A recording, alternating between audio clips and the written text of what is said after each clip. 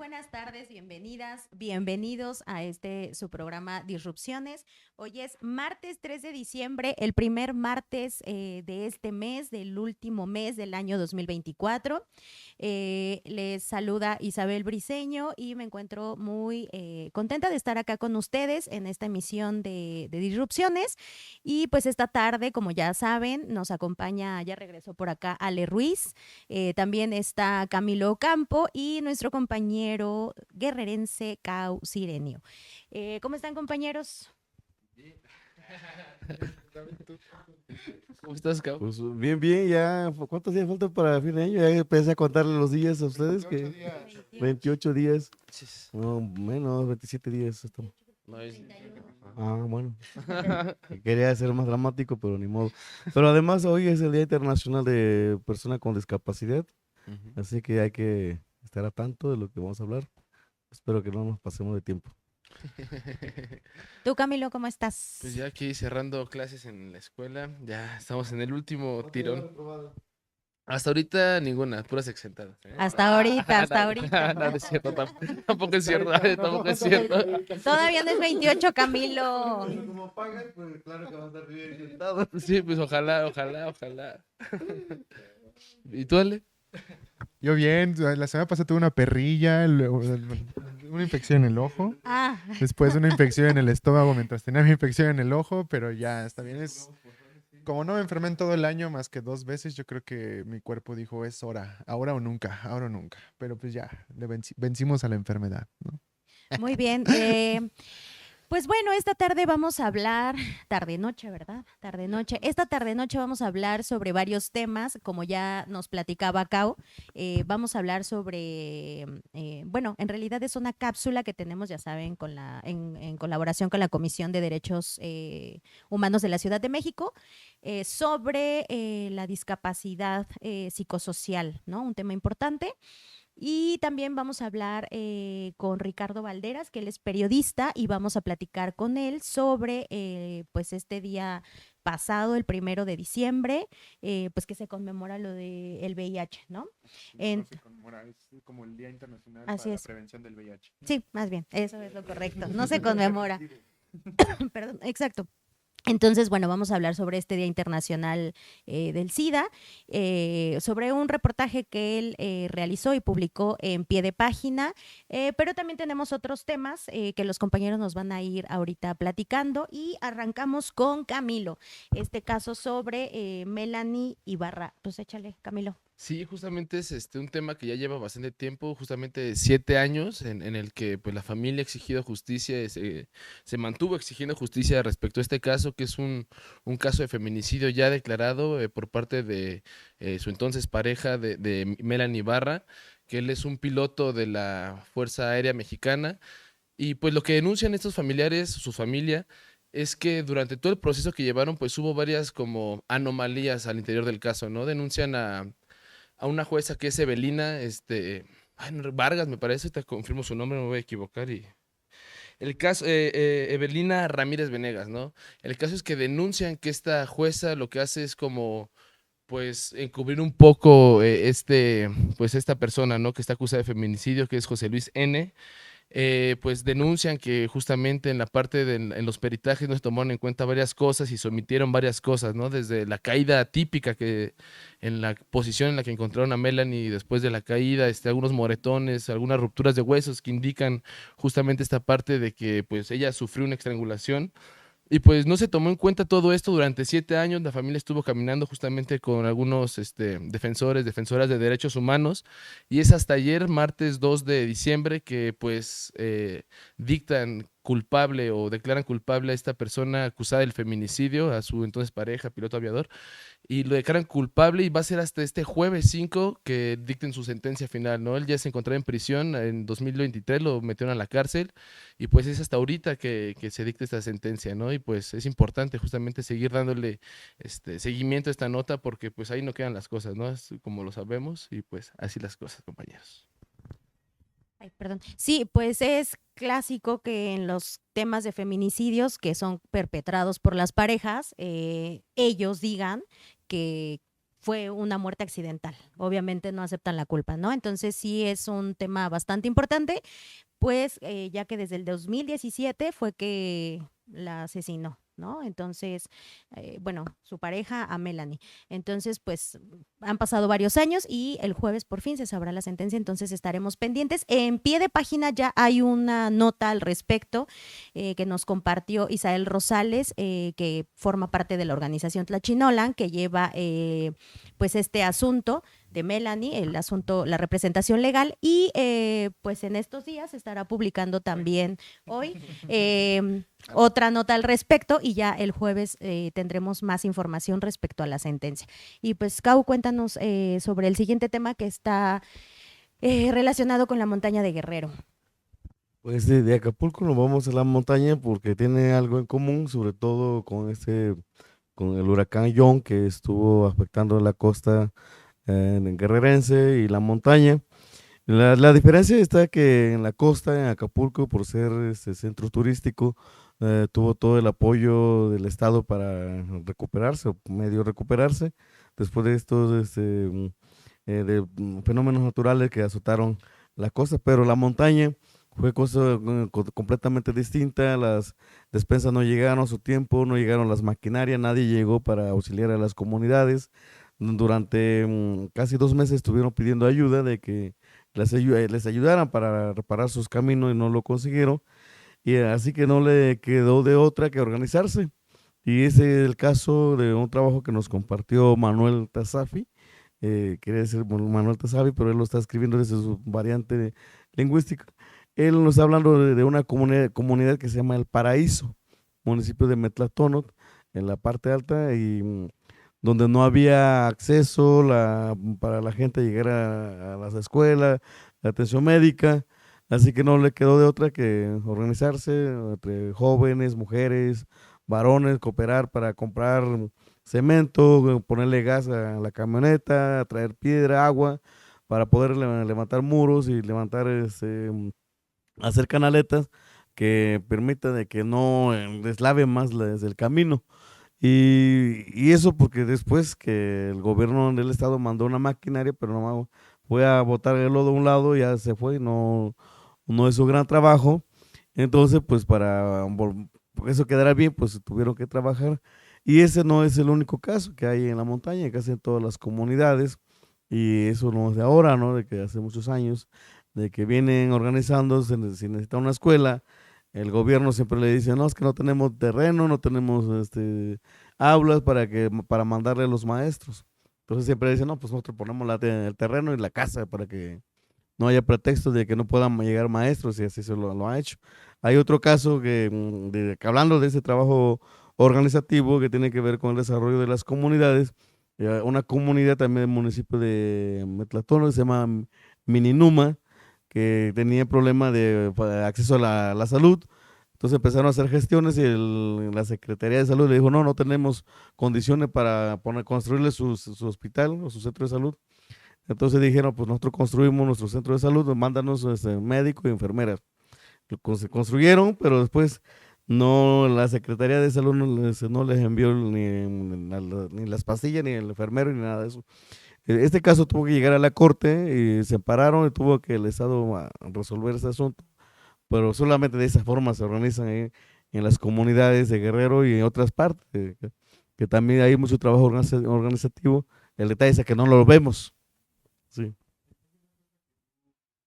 Que puso, perdón, Manuel, en la nota, sí, diciendo que tú, pero pues, es que tú no la hiciste llegar, ¿no? Sí. Que es justamente este rollo de cómo están preocupados por el arribo de Donald Trump a la presidencia, ¿no? También en esta comunidad, pues. Sí, pero es que todo va concatenando, ¿no? Primero tiene que resolver el problema de huracán John, pero también ahora tiene que resolver el tema de la migración. La montaña enfrenta uno de los problemas que, bueno, sus habitantes se desplazaron hacia los campos agrícolas y muchos se fueron a los Estados Unidos, que están trabajando ahí, son las remesas que van llegando de la cuentagotas, es con lo que hicieron sus muros, y con lo que han hecho sus escuelas, con que lo han hecho, con que han construido su centro de salud. Entonces, pues ahora pues está esa incertidumbre, hay esa Si se endurece la política migratoria, pues estas personas tendrán que regresar y el paraíso, pues no hay condiciones como para decir que regresen, como dicen los migrantólogos, que regresen, aquí le damos la bienvenida, aquí tiene todo. Pues no es así como lo pintan, lo que las condiciones en las comunidades es completamente distinto. Sí, bueno, pues también lo ha dicho, no solo los migrantólogos, sino también lo ha dicho la presidenta, ¿no? En la conferencia mañanera ha dado varias muestras de apertura y de recibimiento hacia la gente migrante, si es que llegara a suceder, si es que llegara a cumplir sus amenazas, pero bien lo dices, o sea, las condiciones son adversas y entonces habrá que ver qué tan real es eso, ¿no? De hecho, hoy vamos a grabar la cápsula y vamos a hablar justo de ese tema de la migración y de relaciones exteriores, porque resulta que uno de las trabas que se ponen, que es ayer, me tocó estar en un caso de que unas personas fueron a tramitar su pasaporte y le pusieron un requisito tan ridículo para no darle su pasaporte. Es que la persona tenía hicieron 3 trámites de credencial de elector porque perdieron una, volvieron a pedir otra, repusieron otra. Y dice, ahora tráeme tu historial del INE para que pueda darte tu pasaporte. Imagínate nada más la ridiculez del gobierno. Sí, bueno, pues ya lo ha explicado Cabo en algunos otros programas, ¿no? De todas estas dificultades que se les pone a los migrantes para que regresen. Y en este tema de la reconstrucción de la montaña también a mí me tocó ver a un grupo de personas de comunidades de la costa que llegaron al Zócalo de la Ciudad de México. En la conferencia se le preguntó a la presidenta que si se les iba a atender, porque esas personas pues querían que se les atendiera, igual reclamando que no se les había censado y que no, entonces, que no se había recogido pues evidencia de que ellos estaban afectados, sus cultivos, sus casas, ¿no? La presidenta pues dijo, lo que respondió es que no se les iba a hacer llegar el apoyo por parte de ninguna organización, y la reportera le comentó, bueno, es que no son de ninguna organización, vienen, o sea, de forma personal, ¿no? Entonces, hasta donde yo me quedé, porque pude platicar con algunas personas, dijeron que ya se les había prometido que sí se les iba a censar, no lo recibió la presidenta, pero tanto en la costa como en la montaña, pues siguen habiendo estas situaciones de abandono, y pues volvemos a echarle ahí un poco de bola a la gobernadora Evelyn, ¿no? Que ya también se había platicado aquí, hace cosas súper extrañas y está en todo menos en lo que debe de estar. Ale. Están en los bailes, la cantada, en los toros, en la tele, pero menos ha tenido tema de seguridad o tema de daños por desastres naturales en la montaña. Ahí no se ve y no llega. Tal vez porque en Tlapa no hay televisora que le dé cobertura, por eso no va a esa zona. La Evelyn. Pues sí, híjole. Igualita que su papá, oigan, porque pues ya se fue de vacaciones, ¿no? Del Sena, ya pidió ahí sus vacaciones ¿Cuánto adelantadas. van a cobrar lo de aguinaldo los diputados? A ver, ¿cuánto van a cobrar? ¿No? O sea, No, sí. si es una feriezota, 40,000 pesos. Yo así bolas. Entonces no sé qué bolas. A ver, multiplica 40 días por 7,000 pesos. 7,000. Como 2,800, no, 280,000 pesos. 280,000 pesos que te van a llevar así. No más. Despreocupadamente. ¿Y tú, Cau, cuánto vas a recibir de aguinaldo? No, pues, esa condición que estamos con pie de página, creo que no tenemos ni para las aguas. Por eso, No vas a tener ni para tu pollo rostizado. Por eso aquí donen, arriba por van a ver favor. por eso abajo en la descripción viene una cuenta bancaria para que done y Camilo pueda acabar su escuela y no repruebe sus materias. Cau pueda seguir sosteniendo los pañales de Lucio y el Ale se resuelva las enfermedades, las infecciones, Sí, ¿no? caray. Para todo, para todo. Como dice ya la que trabaja en esa mesa, pues ya ahora. No, pues. Pues Pero sí, fíjate, o sea, hablando de derechos laborales. perfecto. ¿Vieron esa Perfecto entrada? timing. ¿Ustedes sabían que en México hay 2.5 millones de personas trabajadoras del hogar, según el INEGI? Porque creo que. No, o sea, esos son muy poquitas, ¿eh? No, el cálculo que tienen las trabajadoras sindicalizadas es un cálculo similar. Pero aún así, mira, bueno, te voy a estar interrumpiendo porque hay muchas personas que no están sindicalizadas. No, Y, o sea, sindicalizadas son 1,800. O sea, el mm, conteo y la estimación es que son 2,5 millones, puede que sea un poco más, pero no pasa de los 3 millones de personas trabajadoras del hogar, ¿no? De ellas, 9 de cada 10 son mujeres y todas esas personas no tienen acceso a seguridad social, aunque, eso sí hay que decirlo, después de una reforma de 2020 a la ley del seguro social, pues ya se han asegurado 60,000 trabajadores, trabajadoras, ¿no? Vamos a hablar de trabajadoras porque pues la mayoría son mujeres, ¿no? Pero pues son muy pocas, es menos del, ¿qué? Un poco más del 1% no, no llega ni al uno por no, ciento no llega ni al Mm, 1%. Entonces, el 0,6%. así es. Entonces, justo algo que ha hecho el Sindicato Nacional de Trabajadoras y Trabajadores del Hogar, ¿no? El SINATRACHO, así más o menos se escribe, pues fue justamente pues estar dando seguimiento a esto, estar haciendo jornadas informativas, divulgación, etcétera. Y se dieron cuenta, pues, de que a una parte de la ley, particularmente la ley del Seguro Social, tiene como una especie de laguna legal, ¿no?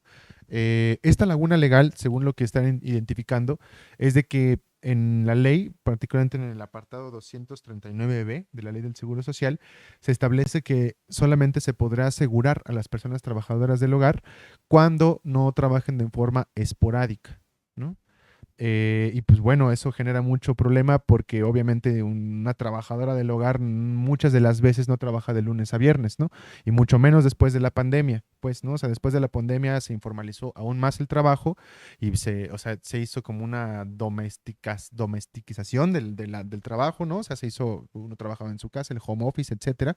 Y eso hace pues de que ciertas tareas del hogar sean atendidas pues por los habitantes y que recurran a los servicios o al trabajo de una trabajadora del hogar, pues es menos, ¿no? Entonces, estas trabajadoras en condiciones esporádicas, según la ley del Seguro Social, no pueden acceder al Seguro Social porque pues no están comprobando un horario fijo, etcétera, ¿no? Y esto, digamos, se ampararon, justamente el sindicato se amparó para que pudiera revertirse esa parte de la reforma del 2022. Sin embargo, pues no se logró, ¿no? No se logró y aquí es algo curioso porque fue un proyecto que redactó la ministra Lenia Batres, donde interpretando la ley, ¿no? Dijo, pues es que no hay ninguna controversia, o sea, mientras se compruebe la relación laboral, no implica que sea esto y no se puede modificar el carácter esporádico porque está señalado en la Ley Federal del Trabajo, en la Ley del Seguro Social y otras cosas, ¿no? Pero pues obviamente la crítica de las trabajadoras del hogar es de que pues entonces está desconociendo en los hechos la realidad en la que están laborando muchas de ellas, ¿no? Y pues bueno, ¿no? O sea, esta realidad, pues, hicimos una entrevista con esta Norma Palacios, que es una de las tres secretarias generales colegiadas de ese Sindicato Nacional de Trabajadores y Trabajadoras del Hogar. Pues ella justamente estaba reflexionando y empezó a dar puntos muy precisos de cuáles son los vacíos legales que existen en la ley del Seguro Social y también en general en la legislación mexicana para eso, ¿no? Uno de ellos, pues es justamente de que no se asegura ni la salud ni la vivienda por este tipo de condiciones o partecitas legales como la esporalidad laboral, entre otras cosas, pero también que aunque convenios internacionales como el 189 de la OIT marcan pues de que todos los trabajadores deben tener todo el mismo acceso a todos los derechos, ¿no? En los hechos, pues estas trabajadoras, según también la ley del Seguro Social, no acceden a esto de que cuando se termina la relación laboral, es decir, cuando pues ya chau chau al trabajo en el que estabas, puedes estar asegurada otras 8 semanas más, según marca la ley, sino que a ellas se les corta de tajo eso, ¿no? Entonces, hay una serie de cosas en las que no están como contempladas dentro de esto, el aguinaldo, entre otras cosas más, y pues eso es lo que señala la norma. Ya ve que Cao tiene muchas ganas de hablar. A ver, ¿qué pasó? ¿Qué pasó? No, pues es que también estas personas que trabajan, por lo regular están trabajando con la clase política del país. No creo que todas, No, pero pero casi la mayoría, yo conozco muchos de esos políticos que tienen trabajadoras en su casa, que no le garantizan ningún derecho, y sobre todo el tema de cuando hay un despido. Se supone que tiene que garantizarle por lo menos 3 meses de salario a esa persona para que pueda buscar trabajo y todo eso, pero aquí le dicen, ¿sabe qué? Ya no te presentes el lunes porque ya no vamos a estar, con ese pretexto, pues ya se acabó el trabajo, ¿no? sí, de hecho, y voy a permitirme leer esto que dijo Norma Palacios, es eso, ¿no? Dice, a pesar de que el sistema permite presentar quejas a través del portal del IMSS cuando hay incumplimiento de derechos, muchos trabajadores temen denunciar o trabajadoras temen denunciar a sus empleadores por miedo a que las despidan, ¿no? Y quedarse nuevamente sin empleo ni ingresos. Y esto es parte de algo que no se ha atendido no solamente por este gobierno, ni por el pasado, ni por el pasado, ni por el pasado del pasado, ni el pasado, ni el pasado. O sea, es una condición que más o menos pudo ahí tener ciertas conquistas, pues con la reforma laboral de 2019, perdón, que presentó el presidente López Obrador, pero que se aprueba en 2020, que reconoce en la Ley Federal del Trabajo la figura de la trabajadora y el trabajador del hogar, y que después de un amparo de la Suprema Corte empieza como toda una batalla justamente para que se reforme la ley del Seguro Social y se garantice el acceso, pero pues aún así no es suficiente, ¿no? Y es un reclamo, a mi parecer, justo, porque muchas de estas personas trabajadoras del hogar, vamos a insistir, la mayoría son mujeres, entonces vamos a hablar de trabajadoras del hogar, pues como ya lo hemos publicado en pie de página desde hace muchos años, tanto Cau, yo, otras compañeras, compañeros, o sea, hemos visto que muchas mueren enfermas, viejas, solas, sin derechos, sin pensión, sin nada, ¿no? Entonces es un tema que no se ha atendido completamente por parte del gobierno federal y antes, pues, o sea, de continuar como con las otras cosas, sí quisiera como leer un mensaje que, por ejemplo, Norma Palacios, obviamente ella reconociendo las limitantes de la organización también en este caso, que no es como que trabajes en una fábrica y conozcas a tus demás compañeros del centro de trabajo y puedan organizarse y juntarse en un sindicato, sino que aquí pues obviamente los trabajos son atomizados, por decirlo de alguna forma, son en casas particulares, ¿no? De políticos, de empresarios, de gente que pues tiene a lo mejor la capacidad económica para eso. Eh, y bueno, ¿no? O sea, parte de todo esto es justamente lo que dice Norma Palacios al respecto, ¿no? Le dice a la presidenta Claudia Sheinbaum que sabemos que estamos en un momento en el que se habla de un tiempo de mujeres, pero este tiempo no será real hasta que se reconozca y dignifique el trabajo de las trabajadoras del hogar, un sector que está compuesto mayoritariamente por mujeres, ¿no? Entonces, ojalá que el reclamo de las trabajadoras del hogar llegue a las instancias correctas, el Poder Ejecutivo, el Poder Judicial también, que fue quien emitió esa sentencia de amparo, que ojo no genera jurisprudencia, es decir, puede seguirse la gente amparando al respecto, pero pues es un tema que está pendiente y que ojalá se atienda pronto, ¿no? Ay, gracias. Es que ahora tenemos algunas complicaciones que tenemos que estar acá con estos micrófonos, por eso es un poco más complicado realizar el programa el día de hoy, pero no imposible. Así que, bueno, pues ya estamos viendo en pantalla a nuestro entrevistado del día de hoy. Con quien vamos a platicar sobre el reportaje que publicó en pie de página, nombrado Los espías que guardaron al SIDA en un cajón. Como lo decía previamente, pues esto, de acuerdo con el Día Internacional del SIDA, que fue el 1 de diciembre, y platicaremos con Ricardo Valderas, periodista en Poder Latam, a quien le damos la bienvenida. Ricardo, muy buenas tardes por estar acá. ¿Qué pasa? ¿Sí o no? ¿O qué? A ver, déjame, ¿tú nos escuchas, Ricardo? ¿Sí? Fuerte y claro, ¿verdad? A ver, si nos puedes, hablar un poquito, bueno, a ver si ya te podemos escuchar nosotros.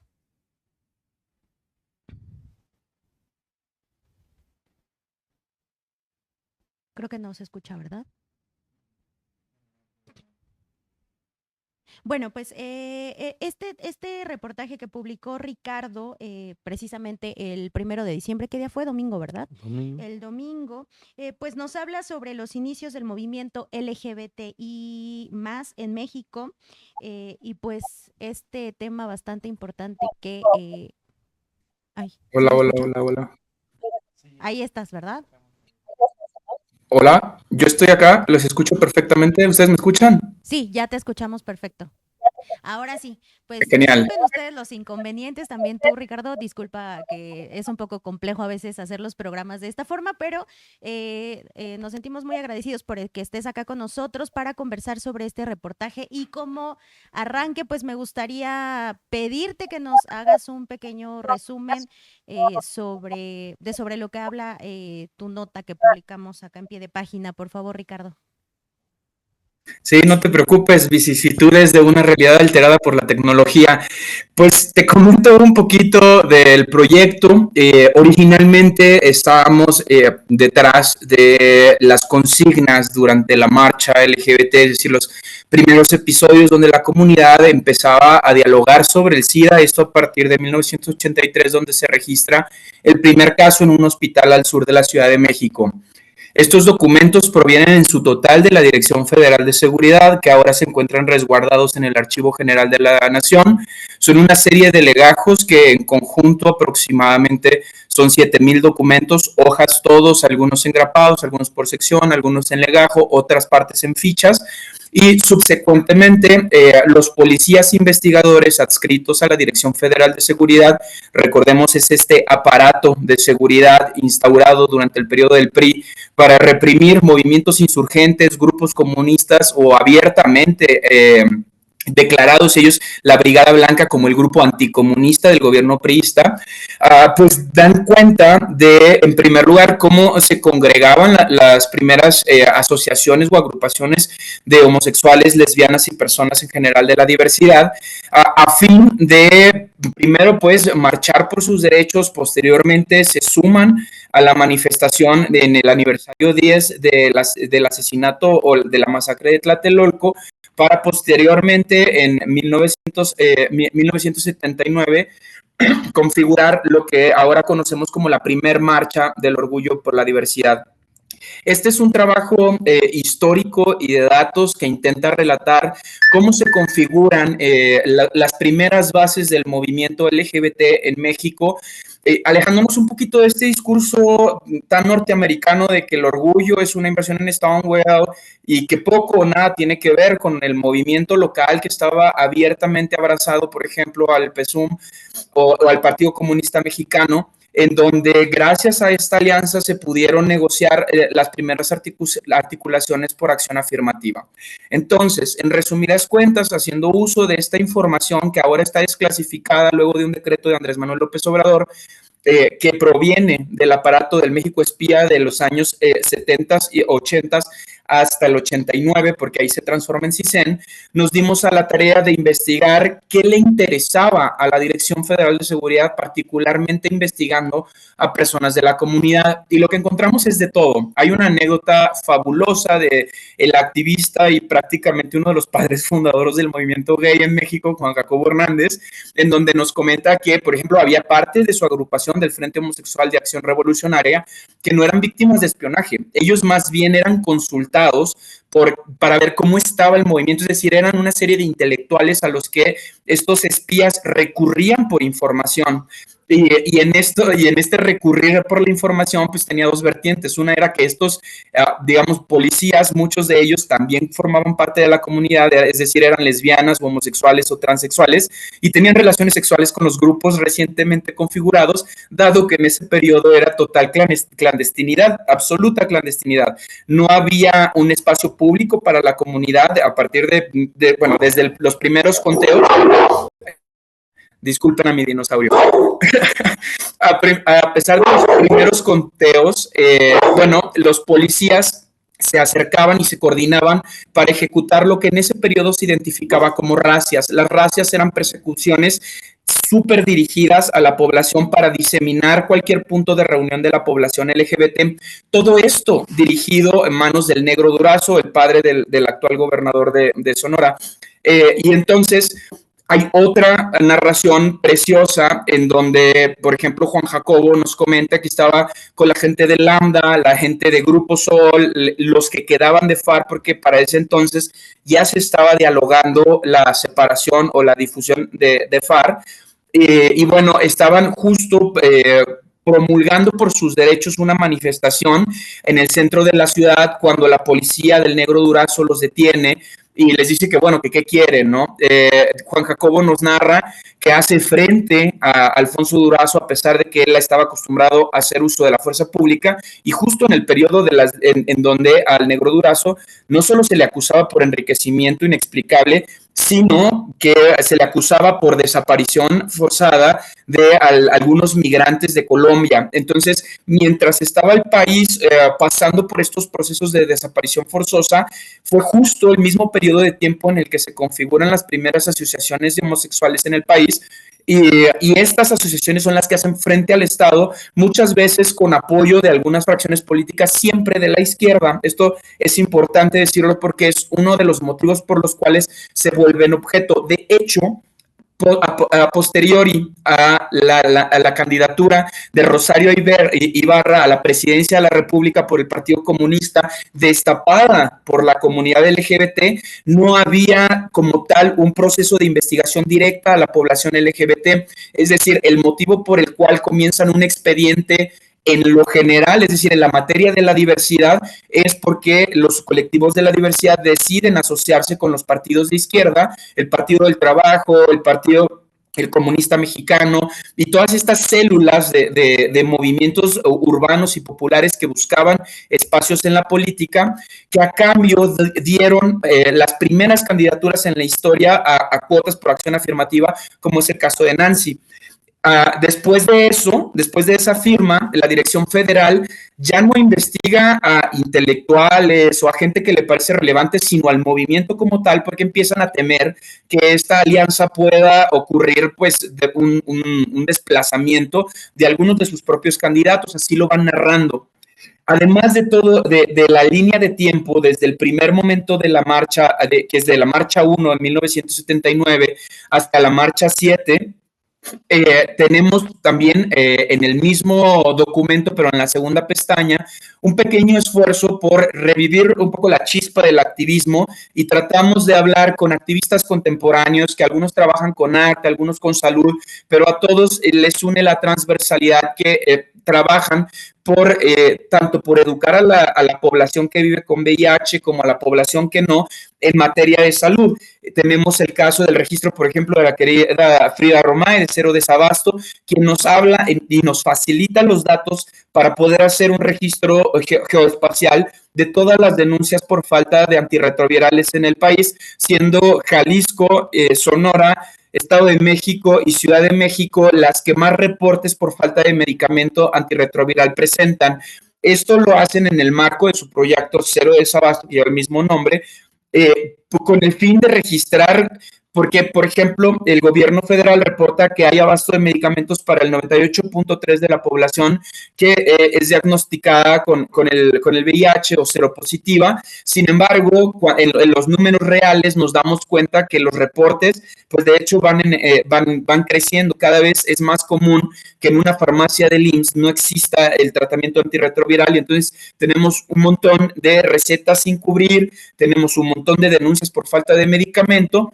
Y bueno, esta es la parte de lucha que hacen las asociaciones en sector salud, que podría apoyarse, y de hecho lo hace, del activismo LGBT, que hace, por ejemplo, personajes como Alain Pinzón, quienes ayudan a personas que tienen contacto con el virus a entregar el medicamento. Tenemos también las narraciones de José Quino, que es un hombre homosexual que vive con VIH y que hace teatro para poder documentar a la población que vive con VIH, y finalizamos con una narración del flautista Horacio Franco, quien hace activismo LGBT desde las bellas artes. Esto a grandes rasgos es el proyecto. Ricardo, aquí te saluda Camilo desde la redacción de Pie de Página. Y me parece muy importante lo que mencionas respecto a cuál fue la importancia de estos movimientos al interior. Bueno, más bien, ¿por qué fueron perseguidos estos movimientos por el gobierno? Y no sé si me puedes contar un poco más respecto a cuál es el papel que están jugando en la actualidad estos movimientos también, porque pues a lo mejor ya no son infiltrados, sin embargo, pues en algunas protestas, como me viene a la cabeza la última marcha de contraorgullo que hubo también aquí en el Zócalo, que fue reprimida de igual manera. ¿Cuál es la importancia de estos movimientos en la actualidad? ¿Hacia dónde tienen que estar mirando? Esa es una gran pregunta y de hecho es la motivación del por cual inicié el reportaje hace 2 años, cuando ya tenía libre acceso a esta documentación. El motivo principal fue justo dialogar respecto en el momento particular en donde la población de la diversidad dejamos de discutir sobre una cura para empezar a hablar de tratamiento y abastecimiento.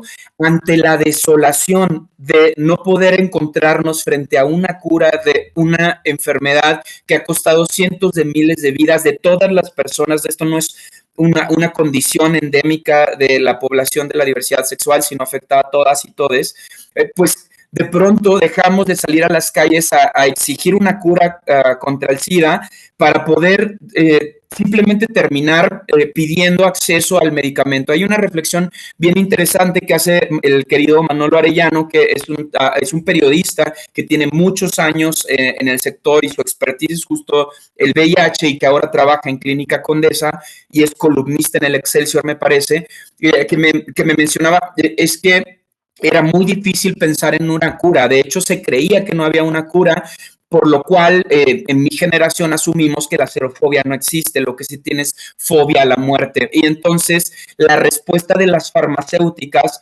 para no pasar toda tu vida en un esquema de medicamentos fue que tomes medicamentos y empezamos a tener diálogos sobre el PrEP. El PrEP es la profilaxis postexposición, es decir, cuando una persona tiene contacto con otra persona que vive con VIH, se puede recurrir al PrEP para poder evitar el contacto directo con el virus. Sin embargo, esto todavía no es un abastecimiento generalizado como sí lo es en otros países de Europa, Suiza, Dinamarca, incluso en Estados Unidos el sector salud público ya tiene garantizado el PrEP para toda la población que así lo requiera y en todos los países se inició como un programa preventivo para poblaciones en riesgo, es decir, personas trabajadoras sexuales, HSH, hombres que tienen sexo con hombres y diferentes segmentos de la población, pero en México la política de abastecimiento ha sido verdaderamente deficiente al grado que pues tenemos que salir a la calle ya no a exigir una cura, sino primero que se controle la condición de contacto con el virus, que las pruebas de detección se realicen de manera temprana, que no haya desabasto de medicamentos para posteriormente continuar con una lucha y una exigencia que empezamos desde 1983. La frase potentísima que da José Quino es: cuando yo llegué hace 40 años, la consigna era por el SIDA. Hoy, 50 años después, 40 años después, la consigna sigue siendo la misma. Quiere decir que en materia de avances de derechos fue en materia civil, pero en acceso a la salud todavía tenemos un largo camino que recorrer, amigo. Aquí Alejandro Ruiz, parece que ya nos encontramos a cada rato. Preguntarte, ¿no? O sea, a mí cuando leí tu reportaje, el título de entrada me pareció como un enganche muy fuerte, ¿no? O sea, ¿por qué el Estado mexicano quisiera ocultar el VIH, ¿no? O sea, o bajo qué mecanismos, bajo qué formas. Y me recuerda mucho como a este activismo desde el periodismo y también desde los movimientos más de calle, por ejemplo, organizaciones como Letra S, todo lo que también, por ejemplo, Monsiváis estuvo como haciendo, periodistas como tú, como los que ya has citado. Pero vaya, o sea, ahorita mencionabas justamente que no ha habido como avances en tanto a los derechos de salud de las personas, ¿no? Y a la prevención y el tratamiento. Pero ¿cuál es, digamos, la lectura que tú tienes del papel del Estado justamente en esto, ¿no? O sea, si en los 80 era ocultar y decir que no existía, ¿no? O sea, que no fuera visible, no sé, para no generar un pánico social tal vez, o para estar muy a tono con las narrativas conservadoras de ahí de los Estados Unidos, que también eran un poco negacionista. Ahora, ¿cuál es el papel que tiene el Estado cuando pues ya lo reconoce, pero pues parece que no está actuando en ese sentido, ¿no? Parecen balas las preguntas. Mira, la estrategia fue la siguiente. Tras los primeros casos, se trataba de direccionar la enfermedad, es decir, tanto la academia como los medios de comunicación, de hecho, así están las consignas relatadas en los folletos de la Dirección Federal de Seguridad y en los legajos.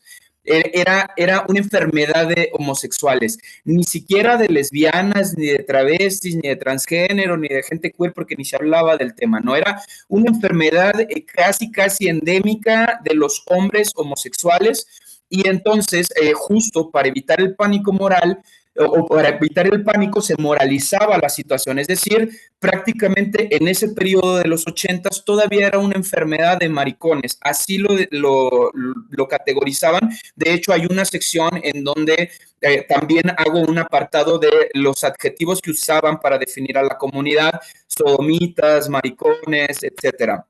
Posteriormente, una vez que lograron que la población, gracias a la academia y a los medios de comunicación, hicieron creer a la población que era una enfermedad endémica de la comunidad, era moralizada. De hecho, hay una película interesantísima que se llama My Own Private Idaho, que habla justo sobre esto, qué pasa con los hombres heterosexuales que vivían con el virus y justo en ese periodo que se puede tener contacto con el virus por transmisión sanguínea, por contacto de fluidos, en una N cantidad de condiciones. Bueno, pues justo como fue avanzando tanto la ciencia como cada vez apareciendo personajes tal como lo dices. De hecho, la investigación en contra de la población no inició en contra de la población, que era lo que trataba de decir hace un momento, inició en contra de personajes como Nancy Cárdenas, Carlos Monsiváis, Juan Jacobo Hernández. Ellos, como grandes intelectuales, tenían su expediente aparte. Una vez que el colectivo LGBT empezó a tener visibilidad pública gracias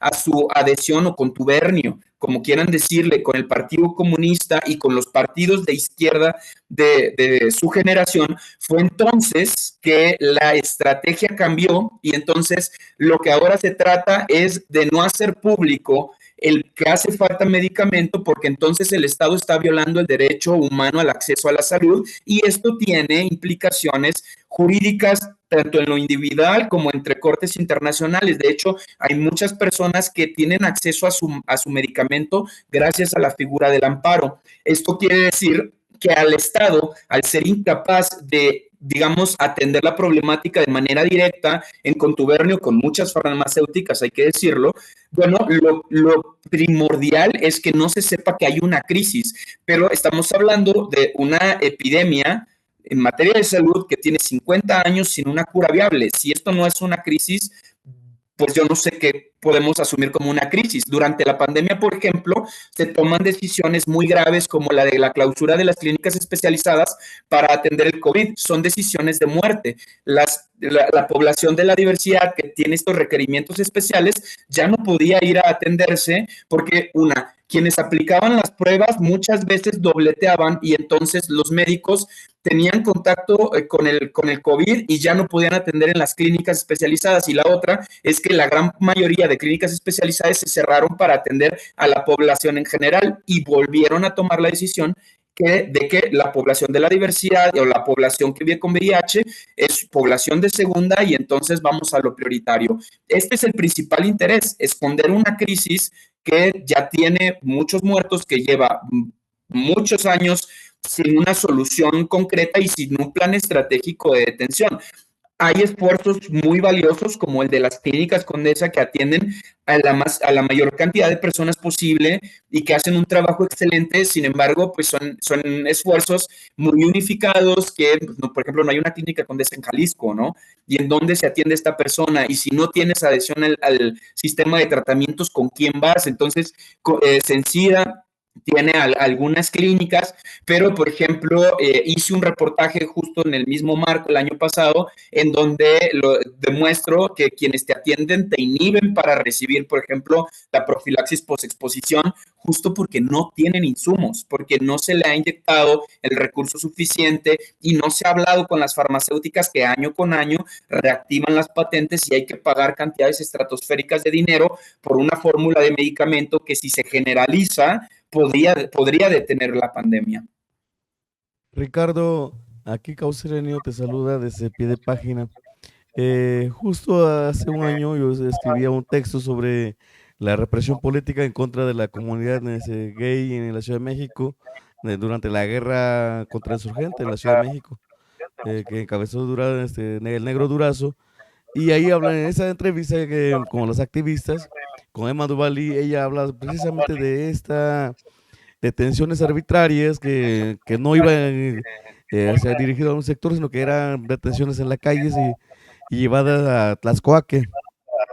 Habla también de eso, de violaciones sexuales en este centro, ¿Tú dentro de ese trabajo encontraste a alguien que haya un caso que haya sido infectado de ese centro de detención de Tlaxcuaque, donde estuvieron detenidos varias personas y dentro de eso pues tiene que ver con la comunidad gay en la Ciudad de México? No, este reportaje es únicamente un intento de exploración respecto a la historia del activismo, casos concretos, no abordo ninguno. Sin embargo, narro un poco sobre cómo se enfrentaba la comunidad en el periodo de la represión con la policía de Alfonso Durazo.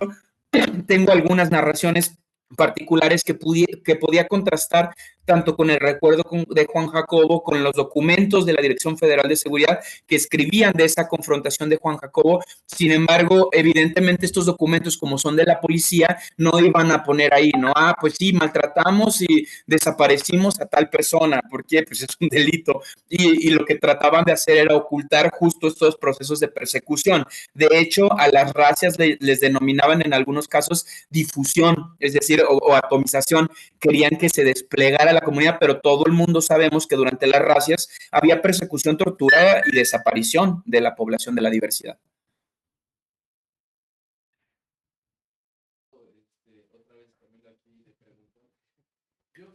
No estoy escuchando. ¿Me escuchas bien? ¿Me escuchas? Ahí ya te escucho, Ok. sí. Yo tengo una duda. Hace rato hablabas de cómo los medios de comunicación pues impulsaron estas campañas, ¿no? Para pues que al final hicieron el favor también al gobierno en turno del prismo, pero me pregunto en la actualidad cómo se siguen replicando todas estas campañas con respecto y a la desinformación que hay con el tema del SIDA. Híjole, en todos los niveles, principalmente traigo como muy en el foco a todos los políticos y empresas que hacen rainbow washing, ¿no? El, el cómo ocurre aparece multifactorialmente. No solo no dejó de pasar, sino se sofisticó. Hay algunas empresas que hablan, por ejemplo, de que son incluyentes, pero no tienen mecanismos de inclusión. Los políticos todo el tiempo están inaugurando, están celebrando, y están en la fiesta perpetua, pero bueno, pues la realidad es que por lo menos hay más de 2,000 personas a las que no les llegó su medicamento y no hay una explicación del por qué pareciera que la falla en el sistema es una falla marginal, es decir, como que si se tuviera presupuestado que el sistema de salud tuviera que fallar por antonomasia. Entonces hay muchos registros de estas problemáticas y durante los procesos de investigación se irán incorporando. Particularmente este trabajo pretendía analizar el sistema de contrataciones públicas del 2023 y 2024, es decir, durante la transición gubernamental, pero también recuperar la historia de la lucha y traerla al presente para saber o tener herramientas del cómo continuarla y cómo sostenerla, ¿no? Ricardo, pues con este mensaje que creo que es bastante importante, o sea, investigar, ver el pasado para saber cómo se puede pues seguir contribuyendo, ¿no? A que ya no sucedan estas situaciones violatorias de los derechos de las personas en esta situación. Pero pues se nos acaba el tiempo, así que te agradecemos que hayas estado acá con nosotros y nosotras. Y esperamos que no sea la primera ni la última vez que estés acá en Disrupciones. Ya sabemos que has estado más allá con el Ale en los pasos de la semana, que por cierto, se transmitirá el viernes, pero pues muchísimas gracias, Ricardo. Esperamos volver a contar con tu participación en algún momento más adelante. Muchísimas gracias a todas y todos. Les invito a toda su audiencia, un gran abrazo al querido Alejandro, e invito a toda su audiencia a visitar la Zona G de la Vida en Poder Latam, seguirme en mis redes sociales como Ricky-Lix-, y claro que sí, cuando ustedes gusten, aquí estaremos platicando. Abrazo solidario. Hasta luego. Hasta luego, gracias. Pues así es, hay que, a la audiencia les recordamos que este trabajo de Ricardo Valderas está publicado en pie de página, trae datos interesantísimos, datos que yo no conocía, ¿no? Y que seguramente muchas personas desconocen, sobre todo, pues da datos tan importantes o históricos sobre las formaciones, ¿no? De las primeras asociaciones de la comunidad LGBTIQ+, así que pues vayan a leerlo, no se lo pierdan y ya casi nos despedimos, ¿verdad? Ya casi nos despedimos. Ya nada más vamos a cerrar mandando a esta penúltima cápsula que está realizada en colaboración con la Comisión de Derechos Humanos de la Ciudad de México y que, como ya lo mencionaba al inicio del programa, pues tiene que ver con el Día Internacional, sí, es internacional, ¿verdad? De las personas con discapacidad, y esta cápsula en particular habla sobre la discapacidad psicosocial y pues ya saben, las arbitrariedades que cometen las autoridades cuando quieren encontrar a una persona o cuando quieren culpar a una persona, aunque no sea culpable, pero que le quieren cargar, como dicen, el muertito. Entonces, pues se agarran a quien menos se lo espera, pero pues al final en este caso, bueno, ya no les voy a spoilear, mejor vayan a verla, mejor vayan a verla, quédense picados. Vean el final. ¿Y qué otro anuncio tenemos, compañeros? Así, pues pasen para que cause mejor en su garganta, yo de la panza, para que Isa pues, Coma mejor. coma mejor. Me voy de Entonces, vacaciones. ahí- Móchense ahí con lo que puedan, si está dentro de sus Así posibilidades. es, y no se pierda la barra de programas, la mesa roja que se transmitió ayer, pero se está transmitiendo todos los lunes. Y desde los- la FIL, ¿no? ¿Fue ayer? Desde la Desde FIL la fue FIL. ayer, los viernes, los pasos de la semana. Y pues quédese al pendiente de todas las cosas que sacamos aquí en pie de página, porque vaya que le estamos echando muchas ganas, ¿no? Sí, pues muchísimas gracias por habernos acompañado esta tarde-noche. Nos vemos la siguiente semana en una emisión más de Disrupciones. Cuídense mucho, vayan a las... No, todavía no va a haber posadas. No sé, pero Vayan a los Rosarios de la Virgen. abríguense. ¿Cómo? Pues los Rosarios de la Virgen dan comida. Ah, bueno, por la comida, supongo, Ah, no sé. Si usted es creyente, pues vaya a rezar, si no, pues vaya a comer. Pero Vaya la gorra. Pues vaya donde quiera, cuídense mucho y nos vemos la siguiente semana. Hasta la próxima.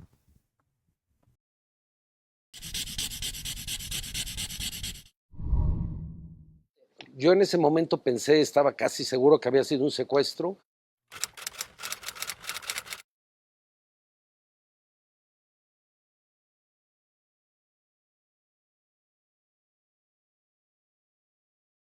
Les pedí que me enlazaran cualquier llamada que fuera pertinente del caso, y también le pedí a alguno de mis hermanos y a la gente que trabaja con nosotros que investigara en las delegaciones, pues, en todos los lugares posibles.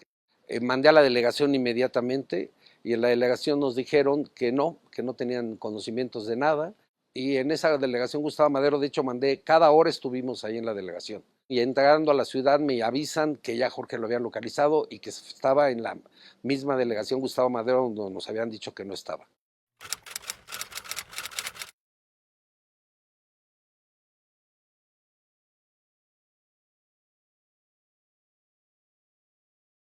Cuando llego me narra una historia de narcomenudeo y nos leen una declaración de los policías y que había un operativo de la delegación Gustavo Madero y que vieron a un muchacho como sospechoso y que traía una bolsa en la mano derecha, y cuando se les hizo sospechoso se lo pararon, se identificaron, así narra esta parte de los policías, narra de que se identifican y que le piden que lo tienen que revisar porque están en un operativo de la Gustavo Madero de seguridad y cosas como esas.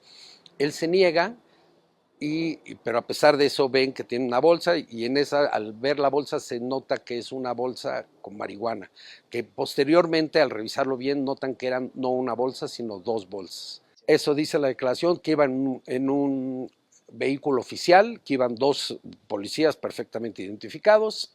Entonces, cuando él me narra todo esto, le digo al Ministerio Público: oiga, pues eso no es realmente lo que sucedió, todo eso que usted me está diciendo son totalmente mentiras. Pido ver a mi hijo y después de, que será como de hora y media o 2 horas, ya me permiten verlo. Jorge estaba muy alterado, él también, cabe mencionar que tiene una condición psiquiátrica, un evento como esos tan traumático, pues estaba en un estado pues muchísimo más nervioso. Sí sabíamos que tenía un tema mental, ¿no? Una condición mental, se los hago saber, por supuesto. Estaba muy golpeado, estaba en una condición en la cual no se podía entablar demasiado con este muchacho, muy desconfiado, no otorgaba datos plenamente informativos en lo correspondiente a que no sabía ni por qué estaba ahí, de hecho no sabía el motivo de su detención, eh, un discurso plenamente disgregado y plasmado totalmente de ideas como muy paranoides, muy suspicaz, estaba en un estado psicopatológico plenamente activo en ese momento. El Ministerio Público me menciona que realmente lo que pasaba es que tenía otro asunto pendiente en el Estado de México. Aproximadamente a las 10 de la noche, el Ministerio Público me dice que no hay nada que puedan hacer ellos, que al otro día, seguramente como a las 6 o 7 de la mañana, me dijo que muy temprano lo iban a liberar, para que iba a venir alguien por él del Estado de México, se lo iban a llevar. En ese momento yo aprovecho para ir a la casa, me tardaría más o menos como una hora, cuando regresé eran 11:20 exactamente, y en ese momento ya Jorge no estaba. Entonces, en base a yo presionar y que dónde estaba, ya me explicaron que ya habían ido por él, pero la manera como lo liberaron es que le dijeron a él, y él firmó, de hecho, que como no tenían realmente ningunas pruebas ni nada fehaciente para él, que ya se podía ir en libertad. Eso era nada más para dejarlo ir y que lo pudieran detener nuevamente.